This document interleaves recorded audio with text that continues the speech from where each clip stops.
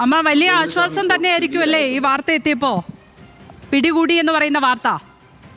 പിന്നെ ഓ പിടികൂടിയെന്ന് കേട്ട വാർത്ത കേട്ടപ്പോൾ തന്നെ മനസ്സിന് കുറച്ചൊരു ആശ്വാസമായി. അപ്പം ഇവൻ ജയില് ചാടി എന്ന് അറിഞ്ഞപ്പം അതിലേറെ ദുഃഖമായിരുന്നു നമുക്ക്. അത് അമ്മയെ തേടിയെത്തുന്നോ മറ്റോ ഒക്കെ പേടിച്ചോ ആ നേരം? എനിക്ക് അങ്ങനെ ഒരു പേടിയില്ല. എന്നെ തേടിയെത്തിയാലും എനിക്ക് വിഷയമല്ല. കാരണം ഇനിയിപ്പോൾ ആരുടെ കാര്യം എനിക്ക് ചിന്തിക്കാനില്ലല്ലോ. മകളും പോയി, മകനും പോയി. പിന്നെ ഇപ്പം എന്താ, എനിക്ക് അങ്ങനെ ഒരു പേടിയില്ല. എന്നെ തേടി വരുന്നുള്ള പേടിയല്ല. എൻ്റെ മകൾക്ക് സംഭവിച്ച പോലെ ഇനിയൊരു പെൺകുട്ടികൾക്കും ഇത് സംഭവിക്കരുത് എന്നുള്ള ആ ഒരു ദുഃഖമായിരുന്നു എനിക്കുണ്ടായിരുന്നത്. കാരണം ഇപ്പം ജയിലിൽ ചാടി എന്ന് പറഞ്ഞപ്പോൾ മുതൽ എൻ്റെ മനസ്സിൽ നീറലതായിരുന്നു. കാരണം ഇനി എത്ര അമ്മമാർ കരയേണ്ടി വരുമോ ഇവൻ കാരണം കൊണ്ട് എന്നാണ് ഞാൻ വിചാരിച്ചത്. ഈ 10-15 കൊല്ലമായിട്ട് ഞാൻ ഇതേ വാക്കുകൾ പറഞ്ഞുകൊണ്ടിരിക്കുകയാണ്. പക്ഷെ ഇതിനൊന്നും ഒരു മോചനം കിട്ടിയില്ല. അപ്പോഴത്തേനാണ് ഇപ്പോൾ അവൻ്റെ ജയിൽ ചാട്ടം ഉണ്ടായത്.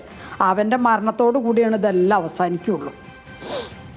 അതാണ് നമുക്ക്. ഇയാള് ജയിലിൽ വലിയ സുരക്ഷയിലാണ് കഴിയുന്നത് എന്നാണല്ലോ നമ്മളുടെയൊക്കെ വിശ്വാസം. ഇങ്ങനെ വലിയ ഒരു കൊടും ക്രിമിനൽ, ഇത്തരം എന്തും ചെയ്യാൻ മടിക്കാത്ത ഒരാളെന്ന് അന്വേഷണ ഉദ്യോഗസ്ഥർ പറയുന്നു. ആ വിധിയിൽ തന്നെ അത് പറയുന്നുണ്ട്. അപ്പോൾ ഇയാൾ ഒരിക്കലും പുറത്തേക്ക് ഇറങ്ങില്ല എന്ന് പറയുന്ന ഒരു ആശ്വാസത്തിലാണ് നമ്മളൊക്കെ പുറത്ത് കഴിയുന്നത്. ഇതുപോലുള്ള ഒരുപാട് ക്രിമിനലുകളും അത്തരത്തിൽ പുറത്തേക്ക് ഇറങ്ങില്ല എന്നുള്ളതാണ് ജയിൽ സാധാരണക്കാർക്ക് നൽകുന്ന സുരക്ഷ. അതാണ്. പക്ഷേ അവിടെയാണ് ഇപ്പോൾ വലിയ പാളിച്ച സംഭവിച്ചിരിക്കുന്നത് അല്ലേ? അവിടെ നിന്നും ഇയാൾ എങ്ങനെ പുറത്തേക്ക് വന്നു എന്ന ഒരുപാട് ചോദ്യങ്ങൾ വരുന്നുണ്ട്. അതുമായി ബന്ധപ്പെട്ടൊക്കെ വലിയ തോതിലുള്ള അന്വേഷണവും നടക്കുന്നുണ്ട്. പക്ഷേ ഒരു അമ്മ എന്ന നിലയ്ക്ക്, സൗമ്യയുടെ അമ്മ എന്ന നിലയ്ക്ക് ഈ വിഷയത്തിൽ സംഭവിച്ചിരിക്കുന്ന ഒരു വീഴ്ചയെ അമ്മ എങ്ങനെയാണ് നോക്കിക്കാണുന്നത്?